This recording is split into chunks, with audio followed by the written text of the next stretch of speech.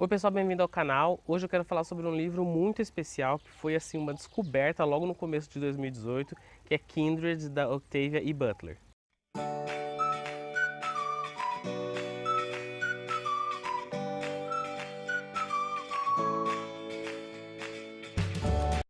Bom, primeiro esse aqui foi o último livro que eu comprei, né, por enquanto.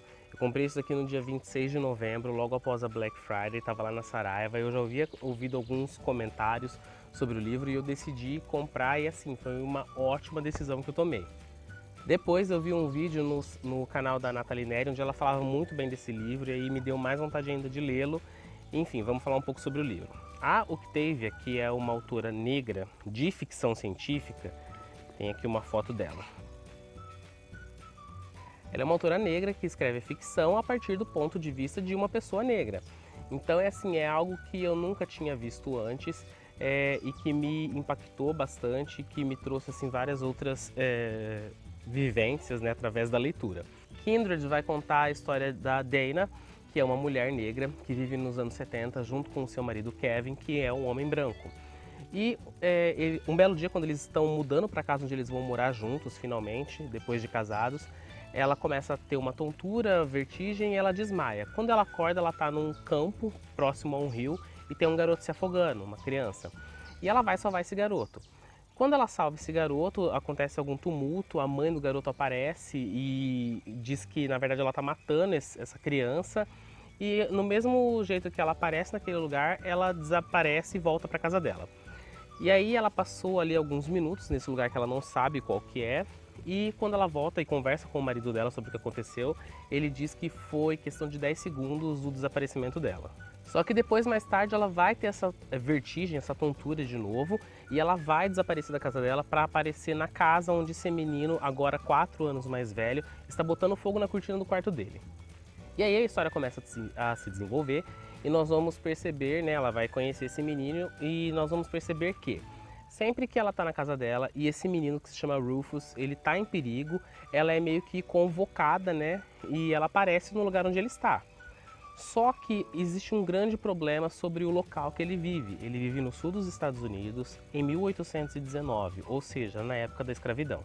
Para Dana, que é uma mulher negra, aparecer num local desse, coloca a vida dela em um perigo assim muito grande. Conforme você vai lendo o livro, né, a Dana vai voltar para esse passado durante algumas vezes e ela vai ter que viver nesse local onde ela vai ser considerada uma escrava. Nós sempre lemos ficção científica e histórias sobre viagem no tempo do ponto de vista de uma pessoa branca e é sempre aquele clima, né, de fantasia e a pessoa fica super impressionada com o que ela vê no passado e tal.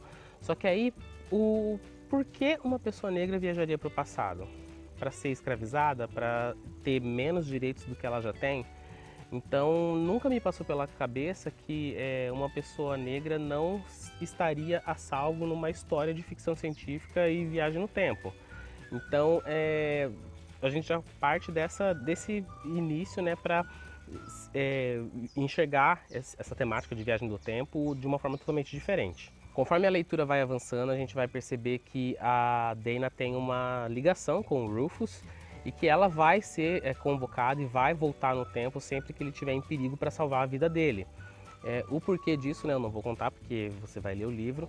O livro ele tem 420 páginas mais ou menos e é uma leitura que você vai assim engolindo rapidamente. Ela tem uma escrita muito cativante que vai te impulsionando a ler a história. E aí nós vamos perceber aqui, claro que nós vamos passar por várias cenas assim bem chocantes, que para mim foi chocante, eu imagino para uma pessoa negra como que vai ser ler esse livro, onde ela vai presenciar e sofrer maus tratos na mão do senhor ali dos escravos. Também no livro vai ser questionado o relacionamento dela com o homem branco. Então tem vários pontos aqui que vão sendo abordados e que vale muito a pena você refletir e discutir depois com alguém que entenda o assunto. Bom, e tem algumas partes aqui que eu marquei, né, que vão dar um exemplo. Na primeira parte, quando ela consegue conversar com o Rufus, ela diz, ela começa a conversar com ele como ela conversaria com uma criança normal, e aí ele diz: "Você tem que me chamar de senhor." Ele estava muito sério. "Você quer que eu lhe chame de negra?" E aí ela começa a explicar, né? Eu acredito que aqui no livro no original em inglês, a autora tem usado a palavra mais pejorativa para se referir à pessoa negra. E é essa palavra que os brancos usam ali na época. E aí ela começa a explicar para ele que ele não deveria chamar uma pessoa negra desse jeito. E aí o preconceito não se resume à época do passado para onde a Dana foi. Quando ela retorna para o presente, ela nos dá exemplos de várias coisas que acontecem ali na década de 70 que são consideradas preconceito. Não para a sociedade ali da época, mas ela sente isso. Então, por exemplo, ela conta de um episódio onde a mãe dela estava dirigindo um carro, o carro quebrou, e aí 4 moradores do bairro ligaram para a polícia para dizer que havia uma mulher suspeita ali no bairro, sendo que a mãe dela era uma mulher de 1,60, magrelinha, né, não tinha como ela fazer mal para ninguém.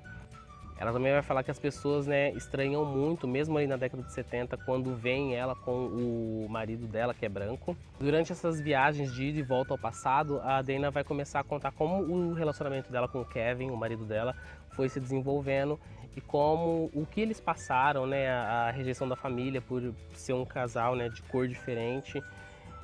Enfim, é um livro que vale muito a pena, é um livro que tem aquele final assim angustiante. Desde o começo do livro você já sabe que alguma coisa vai dar muito errado, porque o livro começa com o final de toda a história. E enfim, é um livro que eu recomendo muito. A editora Morro Branco acertou demais na decisão de trazer esse livro para o português. Eu vi no Instagram deles que eles vão trazer mais livros da autora, então a gente tem que ficar aí de olho para continuar acompanhando o trabalho dela. Infelizmente a autora faleceu em 2006, então só nos resta aí, né, conferir tudo que ela deixou nos seus trabalhos, nos seus livros e espalhar aí o trabalho dela, porque vale muito a pena conferir esse livro e com certeza eu vou querer ler as outras histórias da autora. Pessoal, é isso. Se você não é inscrito no canal ainda, se inscreva, ative as notificações. O YouTube às vezes desativa as notificações, né? As pessoas acabam não recebendo o que eu tô postando. Então é bom você dar uma checada. Não se esqueça de conversar comigo nos comentários. Eu indiquei esse livro para a Trisha do blog, né, e do canal Reticências. Então assim que ela publicar a resenha do livro, eu também vou postar aqui na descrição para vocês conferirem. E até a próxima leitura.